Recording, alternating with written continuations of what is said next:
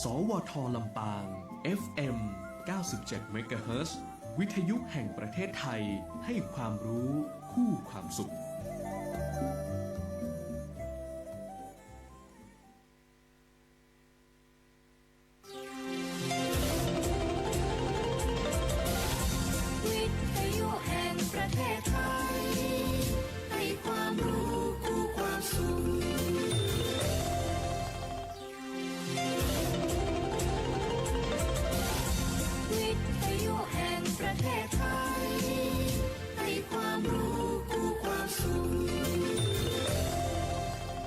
ที่นี่สถานีวิทยุกระจายเสียงแห่งประเทศไทยจังหวัดลำปางทำการส่งกระจายเสียงในระบบ FM ความถี่ 97 เมกะเฮิรตซ์ จากนี้ไปเชิญติดตามรับฟังรายการสื่อความรู้สู่ผู้สูงวัย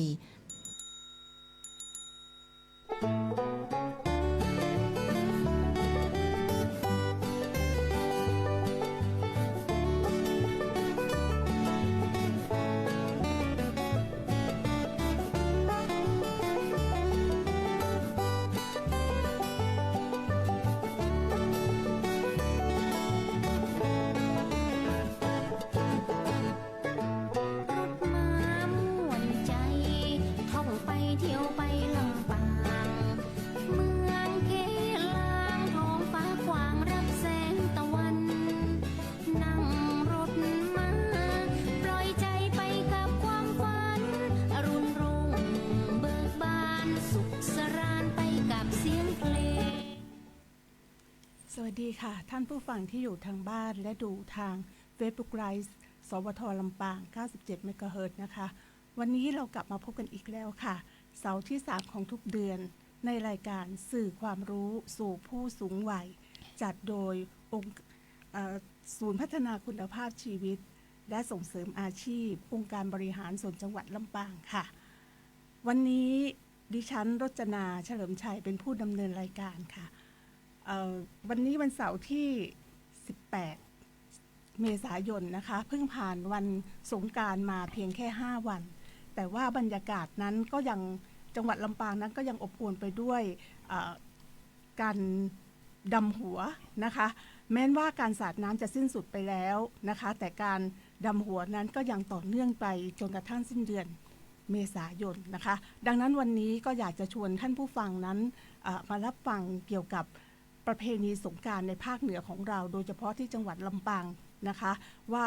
ยังมีกิจกรรมอะไรที่ต่อเนื่องและ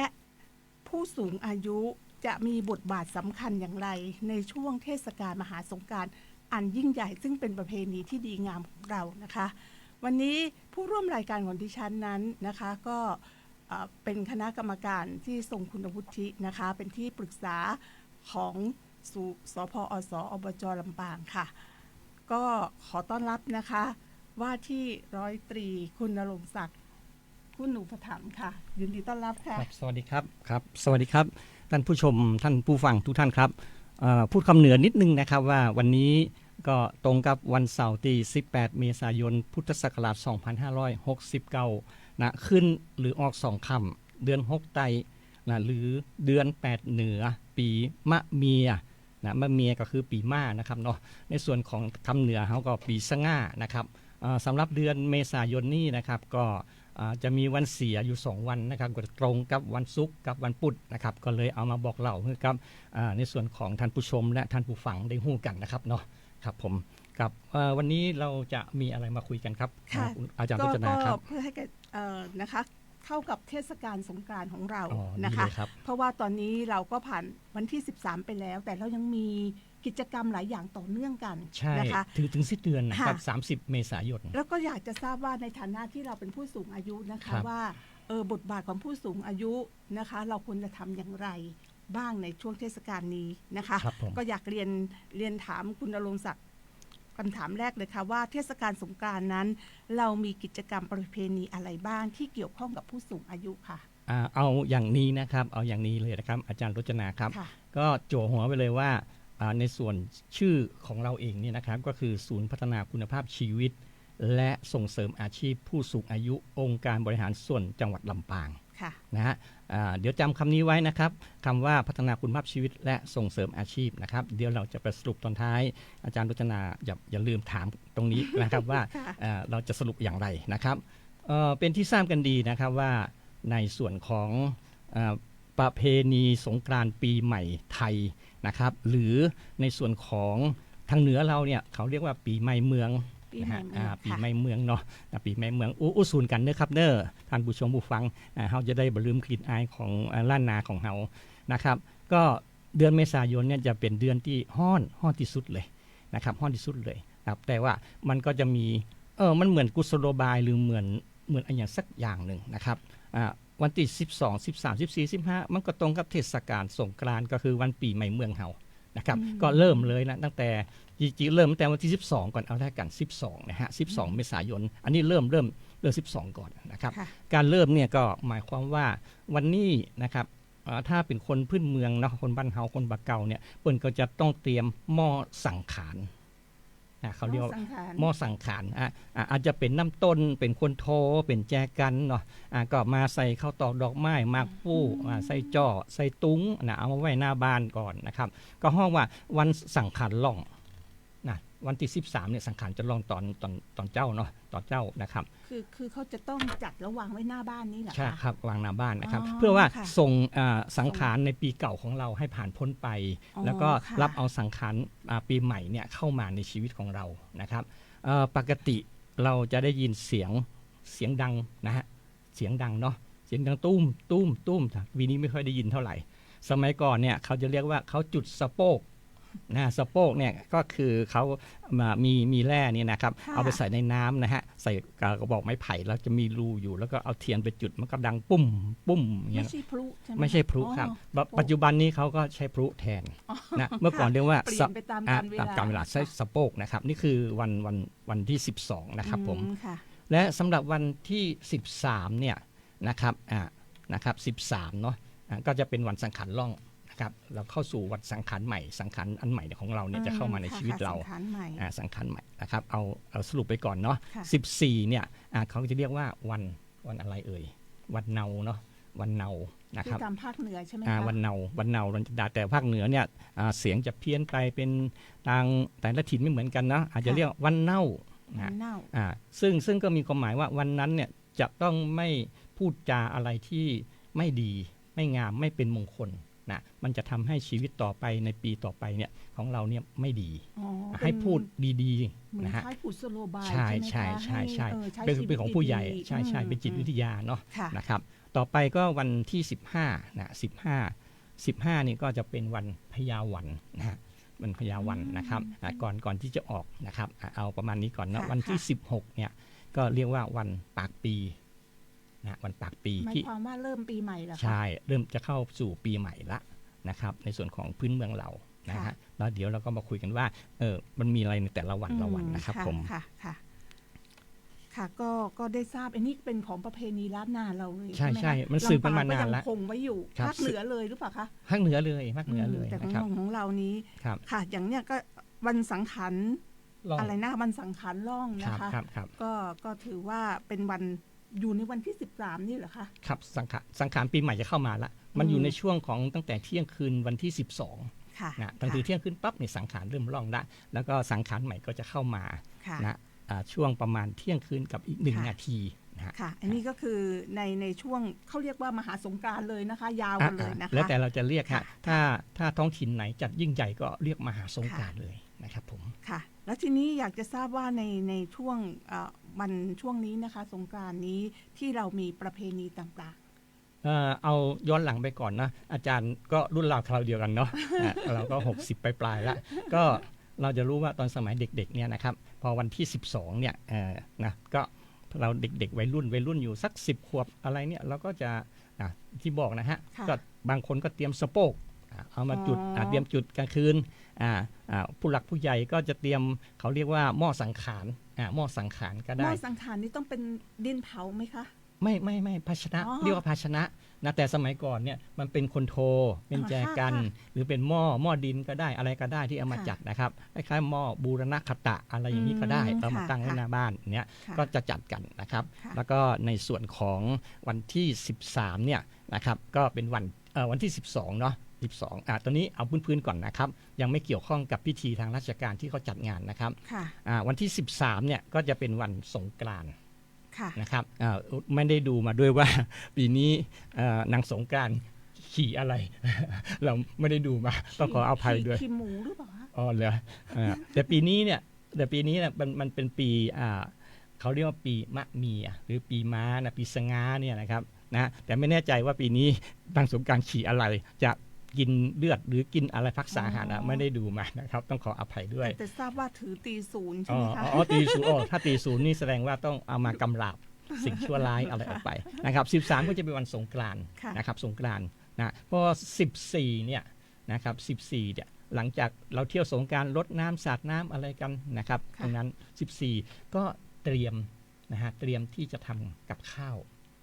ไปวัดกันแล้วนะ14เนี่ยนะฮะผู้หลักผู้ใหญ่นะเตรียมทำกับข้าวไปวัดไปวากันคือเช้าวันที่15นะครับอันนี้ต่างกับในภาคกลางนะคะส่วนใหญ่วันภาคกลางวันที่13นี่เราไปวัดแล้วทำกับข้าวไปก็คือบางที่เนี่ยเขาก็อาจจะทำไปก่อนก็ได้เพราะว่าถ้าไปวันที่15เนี่ยจะเต็มหมดเลยหรือจะมีตำนานอีกนะฮะกับข้าวจะเต็มวัดเลยแล้วมันก็ต่อไปเลยก็ได้ก็จะมีตำนานแกงโฮก็มีกำนันแกงโฮมาเดี๋ยวเล่าต่อก็ได้ต่อไปเลยวันที่15ก็จะไปวัดใช่ไหมครับแต่วันที่14นะหลังจากผู้หลักผู้ใหญ่เขาเตรียมทำกับข้าวเตรียมอะไรเนี่ยสมัยผมเป็นเด็กๆผมก็ไปตามบ้านต่างๆตอนนั้นอยู่บ้านพักทหารเนาะเป็นแถวละ10บ้านนู้นทำขนมจ๊อกบ้านนี้ทำขนมเทียนบ้านนี้ห่อข้าวต้มเราอาศัยว่าเราเป็นเด็กแล้วก็ย่าเราทำกับข้าวเก่งทำขนมเก่งเราก็ไปช่วยห่อพอเขานึ่งเสร็จเขาก็เอามาส่งให้ที่บ้านอันนี้ก็สนุกสนานตอนเด็กนะครับนี่คือวันที่13นะครับ14นะครับหลังจากเล่นน้ำเสร็จแล้วก็เตรียมตัวที่จะไปวัดไปวานะครับและขณะเดียวกันก็เตรียมในส่วนอีกอันก็คือไม้ค้ำสีไม้ค้ำโพไม้ง่ามค้ำโพเตรียมไว้ที่จะไปถวายวันที่15เช่นเดียวกันเขามีวัตถุประสงค์อะไรวัตถุประสงค์ไม้ค้ำสีนั่นก็คือไม้ก้ำสลีเนาะเขาเรียกว่าก้ำสลีถ้ากำเมืองปัจจุปัจจีนะฮะก้ำสลีก็เพื่อที่จะเอาไปค้ำกิ่งก้านสาขาของต้นโพที่อยู่ในวัดเชื่อว่าเป็นการค้ำชูพุทธศาสนาเพราะว่าเจ้าชายสินธัตถะเนี่ยนะครับท่านตรัสรู้ที่ใต้ต้นโพนะครับที่ประเทศอินเดียต้นเป็นต้นโพใช่ไหมคะไม่ใช่ต้นไม้ใหญ่โดยทั่วไปนะคะบางวัดอาจจะเป็นต้นไทรก็มีนะแต่ส่วนใหญ่จะเป็นต้นโพไปค้ำไว้เพื่อทนุบำรุงสืบสารให้พุทธศาสนาเนี่ยมีอายุยืนยาวนะเพราะว่าบางครั้งเนี่ยกิ่งมันต่ำไงฮะมันก็กิ่งโพที่จะออกเยอะใช่ไหมฮะมันต่ำลงมาก็อาจจะหักได้มันจะขึ้นสูงนะครับมันจะออกมาด้านข้างนะครับก็ต้องเอาไม้ค้ำสีไปนะครับเอาไปค้ำไว้ที่มาของไม้ค้ำสีใช่แล้วเย็นวันเย็นทำกับข้าวแล้วส่วนเด็กๆเนี่ยนะเด็กๆก็จะเมื่อก่อนเนี่ยแม่น้ำเนาะแม่น้ำเรามีแม่น้ำวังนะครับเราก็จะเดินมาที่แม่น้ำวังแล้วก็มีถังใบหนึ่งมาตักทรายเข้าวัดเข้าวัดในวันตอนเย็นวันที่14โอ้กว่าจะเสร็จก็บางครั้งก็กับตอนเย็น6 โมงเย็นเกือบทุ่มก็จะกลับเข้าบ้านนะเล่นน้ำในแม่น้ำตอนสมัยก่อนแม่น้ำวังสะอาดนะครับสะอาดน้ำสะอาดแล้วก็ไม่ลึกเท่าไหร่ตอนนั้นน้ำจะค่อนข้างจะพอดีหัวเข่าเนาะแล้วก็ตักทรายแม่น้ำมาไม่ใช่เหมือนสมัยนี้นะครับมันจะมีเรื่องของน้ำมีน้ำเสียมีน้ำอะไรนะแต่ว่าเราก็เดี๋ยวนี้เราก็ไปทำบ่อทรายก็ได้ตักมาแล้ววัตถุประสงค์ของมีความเชื่อว่าเวลาเราไปทำบุญที่วัดเนี่ยนะครับก็จะมีเศษของดินของฝุ่นของอะไรที่ติดเท้าเราติดรองเท้าเราออกจากวัดเห็นไหมละเอียดนะครับละเอียดมากเลยนะครับเพราะฉะนั้นเนี่ยเราก็เอาไปชดใช้เอาไปคืนให้กับธรณีสงฆ์นะจะได้ไม่เป็นบาปอย่างนี้ฮะนี่เป็นความเชื่อเนาะนอกจากตักมาแล้วเห็นบางคนเขามาก่อเจดีย์ใช่บางคนตรงนั้นเนี่ยมันก็จะเกิดประเพณีหรือกิจกรรมต่อมาบางวัดบางแนวคิดเป็นกิจกรรมก่อเจดีย์ทรายประกวดกันเลยก็ได้แล้วเขาก็ตีคอกใช่ไหมพอตีคอกเขาก็จะมีในส่วนของตุงราศี12 ราศีนะเขาเรียกตุงราศีอันนี้ก็จะเป็นภูมิปัญญานะ คนเฒ่าคนแก่ก็จะตัดแบบเป็นตุงราศี12ราศีเนาะ ค่ะ พูดถึงตุง12ราศีเนี่ยก็จะพูดเลยว่าเนี่ยมีชวดฉลูขานเถาะนะฮะมะลงมะเสงมะเมียมะแม่ อ๋อ วอกละกาจอกุล12ราศี ค่ะค่ะ นะ ค่ะ ทางเหนือก็จะบอกว่าปีใจปีเป้าปียีปีเมาปีสีนะฮะปีไส้ปีสง่าปีเม็ดปีสันปีเล่าปีเซตปีใกล้นะ ค่ะ ใกล้ก็คือหมูหรือช้างนั่นเองเนี่ยเขาจะเรียก เป็นภาษาอะไรนะคะ ภาษาพื้นเมืองนะเขียนเป็นตัวเมืองนะก็ ค่ะ ก็เป็นความสละสลวย ค่ะ นะครับนะ อืม นะพูดตรงนี้ก็เดี๋ยวค่อยต่อไปที่ก่อนอันนี้ก็คือเอาปักให้ดูสวยงามนะครับก็ ค่ะ เอามาใส่คอกเนาะตอนนี้วัดเขาก็ทำเป็นบล็อกสี่เหลี่ยมนะครับก็ ค่ะ เอามาใส่เท่าไหร่ก็ได้ ก็อาจจะมาร่วมกันทำเป็นครอบ ใช่ ครัว ใช่ หรือ ใช่ เคย ใช่ เห็นในภาพยนตร์ละครหนุ่มสาวก็ ใช่ ถือ ใช่ โอกาสมา แต่สมัย ใช่ไห ก่อน คะ เนี่ยนะฮะสมัยก่อนเขาแต่งตัวสวยนะไม่มีสีเสื้อผ้าลวดลายอย่างนี้ไม่มีจะเป็นผ้าพื้นเมือง ค่ะ นะนุ่ง ค่ะ ผ้าถุง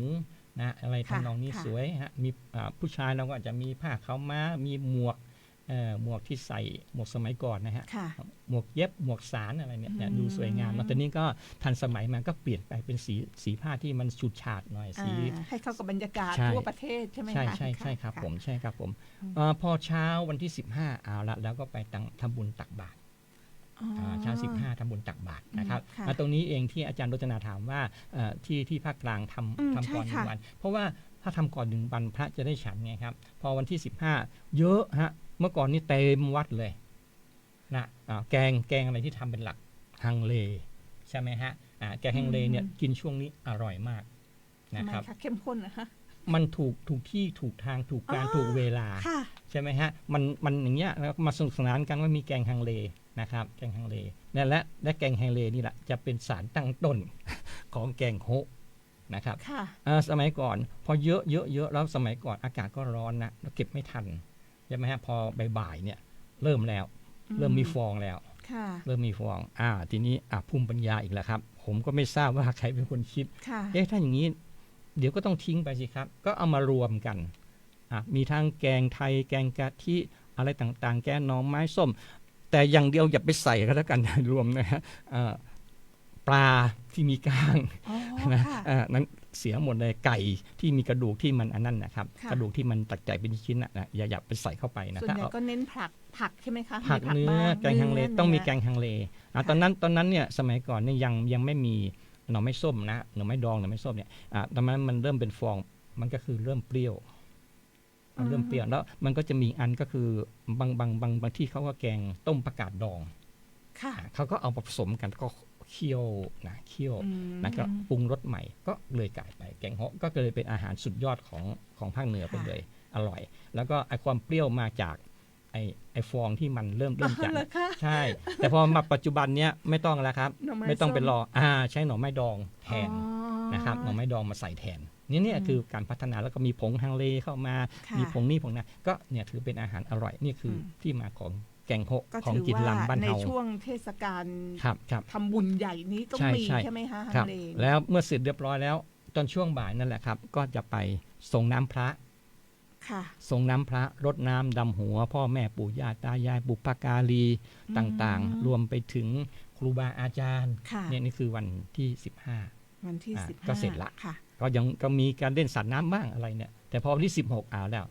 มาอีกแล้ว ก็วันที่ 15 นี่วันพญาวันนะ ครั คะ บพยาวันแต่พอวันที่16ก็มีเคล็ดอีกแล้วครับเป็นวันปากปีหรือปีใหม่ ปากปี เป็นปีวันแรกของปีใหม่ ค่ะ ก็เพื่อให้เป็นเคล็ดก็กินแกงขนุน ใช่ไหมฮะ คือเห็นในไลน์ส่งกันนะคะ เขาก็ ให้นแง มี ขนุน ความเชื่อว่า กัน แกงขนุนเนี่ยก็จะไปสนับสนุนนะครับให้ เกื้อกูล ชีวิตของพวกเรานะหลังจากที่ 12-13-14เนี่ยเราไปทำบุญที่วัดบางที่มีงานสืบชะตา ก็ไปทำสืบชะตาสะเดาะเคราะห์ใช่ไหมฮะ ค่ะ บางครอบครัวก็เดินทางไปทำงานต่างจังหวัดนะครับที่กรุงเทพแล้วก็จะเดินทางกลับใช่ไหมฮะ ค่ะ ก็จะบอกว่าโอ้รถเยอะแยะมากมายก็ขนเอาครอบครัวลูกหลานมา มาเที่ยวหาปู่ย่าตายายใช่ไหม ค่ะ ก็ถือโอกาสบางวัดก็จะมีสืบชะตาใช่ไหมฮะ ค่ะ อย่างเงี้ยบางวัดก็จะจัดกิจกรรมแห่สลุงหลวงอย่างของเราสลุงหลวง สลุงหลวงนี่เราแห่วันไหนนะคะ12หรอ สลุงหลวงแห่วันที่12ครับ อืม 12 ก่อนพระแก้วเหรอคะ ครับพระแก้วพร้อมกันครับ อ๋อ พ พร้อมกันนะพร้อมกันครับก็คือวันที่11เนี่ยของเราก็จะมีประกวดนะครับเทพบุตรสนหลวงนะครับไม่แน่ใจว่าอาจจะมีอันนี้ก็คือกิจกรรมที่ทางรัฐภาครัฐหรือเอกชนหรือท้องถิ่นเนี่ยจัดเข้ามาเสริมทำให้งานมันสนุกสนานนะครับแล้วก็ยกระดับขึ้นมาเป็นมหาสงกรานต์นะอย่างที่อาจารย์พูดนะแล้วเราก็เรียกว่าลื่นเริงเถลิงศกสนุกสนานปีใหม่อันนี้เป็นคำกลางฮะคำไทยกลางแต่ทางเหนือเราก็บอกว่าม่วนงันสันเล่านะอาจารย์เคยได้ยินนะม่วนงันสันเล่านะม่วนงันสันเล่าเนี่ยก็คือสนุกสนานลื่นเต็มที่เลยสนุกสนานเต็มที่เลยม่วนงันสันเล่าเขาว่าอะไรจุ่มสลีจุ่มสลีจุ่มแปลว่าเย็นชุ่มเย็นจุ่มสลีพรมน้ำเหรอคะจุ่มสลีได้น้ำปะพรมก็จุ่มสลีนะจุ่มสลีสลีเนี่ยที่จริงเป็นชื่อคำว่าสีแปลว่าดีมงคลอะไรอย่างนั้นใช่ไหมคะแต่ทางเหนือคนเมืองเนี่ยเขาจะเล่นคำเนี่ยสลี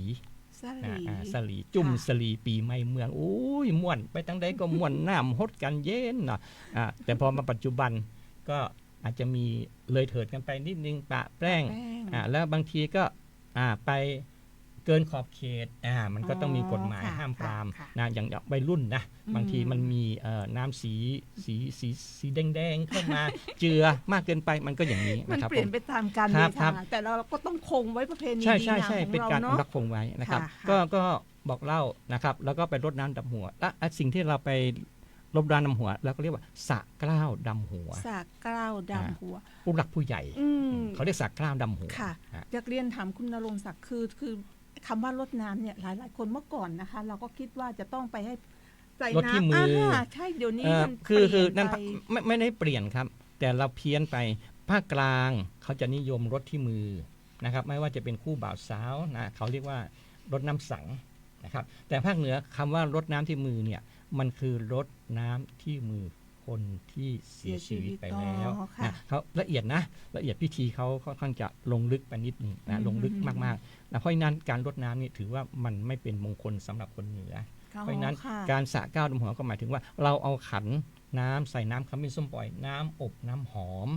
นะครับแล้วก็พร้อมด้วยดอกไม้ธูปเทียนเครื่องปรุงใส่พานยกไปตั้งแล้วก็บอกว่าลูกหลานมาขอขมาลาโทษนะด้วยกายกรรมวจีกรรมมโนกรรมที่ได้ล่วงเกินมานะในปีที่ผ่านมาให้คุณข้องหมองใจก็ขอให้โปรดอโหสิกรรมและขอพรเราไม่ต้องไปอวยพรนะเราไปแค่ขออโหสิกรรมและขอพรเท่านั้นให้ผู้ใหญ่จะให้พรผู้ใหญ่ว่าบ่เป็นยังนะครับสูได้หลวงล่ำกรรมเกินทำให้ข้าคุณข้องมองใจข้าก็ขอโพธิอโหสิกรรมด้วยน้ำขมิ้นส้มปล่อยดิสูน้ำมาเรื่องรับมาก็เอาน้ำขมิ้นส้มปล่อยนะเอามือจับแล้วก็เอามาเสยที่ผมก็คือสระเก้าตัวเองคำว่าสระเก้านี่สระเก้าของผู้ใหญ่อายุผู้ใหญ่ทำเองนะแล้วไม่ใช่เอามือเด็กไปจับเรานั่นไม่ใช่นะแต่ว่าเวลาท่านให้เราจุ่มเนี่ยผมนี่ท่านก็ทำให้เราได้ใช่ไหมใช่แล้วเอามือมาใส่เราแต่ยุคสมัยเปลี่ยนไปก็ไม่เป็นไรมืออาจจะไม่สวยหรืออะไรก็เลยใช้ดอกไม้ไปแต่ถ้าท่านต้องทำเองค่ะสระเก้าตรงนี้นะคะบางทีเราผู้ใหญ่รักเรามากๆก็ตีหัวโป๊ะอะไรทำนองนี้นะครับผมเป็นการขอเสริมก็หมดไปตอนนั้นก็จะมีเสร็จแล้วเราก็รับคำพรก็จะมีสิ่งดีๆให้มาขณะที่เราเดินทางกลับมาทำงานมาใช้ชีวิตครอบครัวที่บ้านของเราที่เดิมเราก็จะมีความสุขนะครับใกล้จะจบแล้วค่ะเรื่องสงกรานต์นี่มีเกร็ดมีเยอะครับเยอะมากเลยนะคะนี่อยู่มาก็เพิ่งจะทราบรายละเอียดนะคะว่ามันมีเชิงลึกนะคะแสดงว่าคุณณรงค์ศักดิ์นี่เป็นผู้รู้จริงๆเราก็สนใจนิดนึงคือสัมผัสมาโดยตรงตั้งแต่เด็กใช่ไหมคะครับเมื่อกี้ก็ใกล้จะหมดเวลาแล้วนะก็ต่อเลยนะครับว่าเมื่อกี้สรุปเนี่ยนะครับ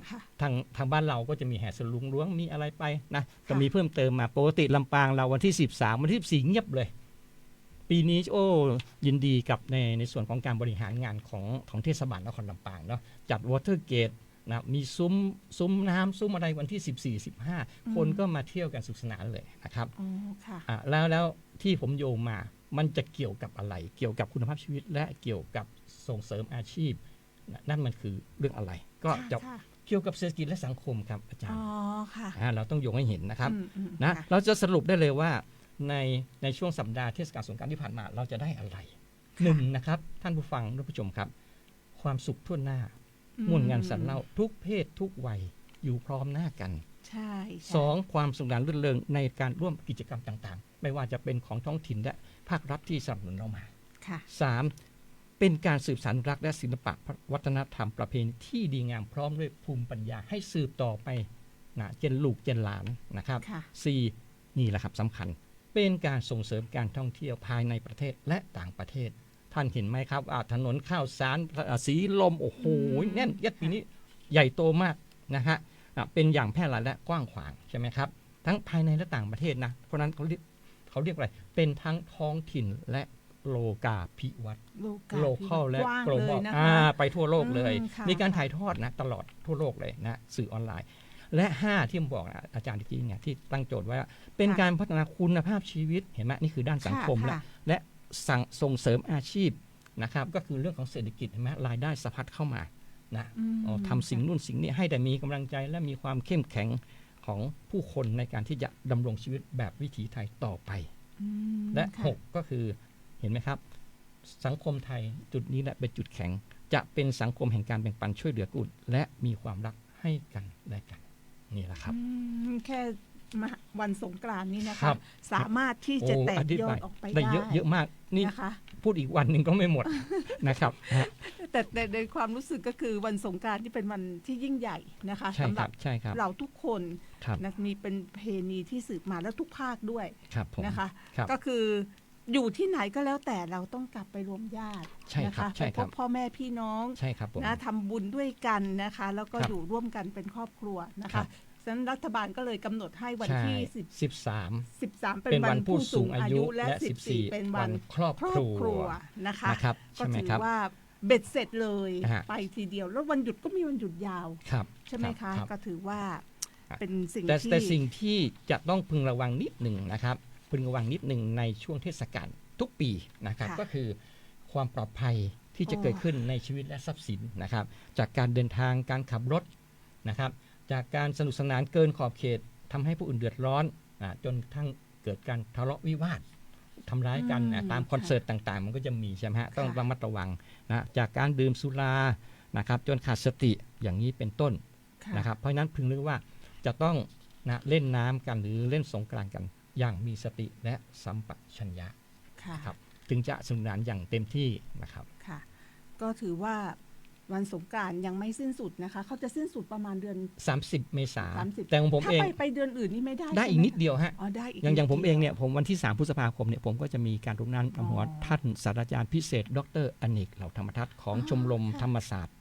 นะครับ ค่ะ บิญญาโทอีกทีหนึ่ง ค่ะ นะครับ ก็ให้คุณณรงค์ศักดิ์ชวนเชิญของเรา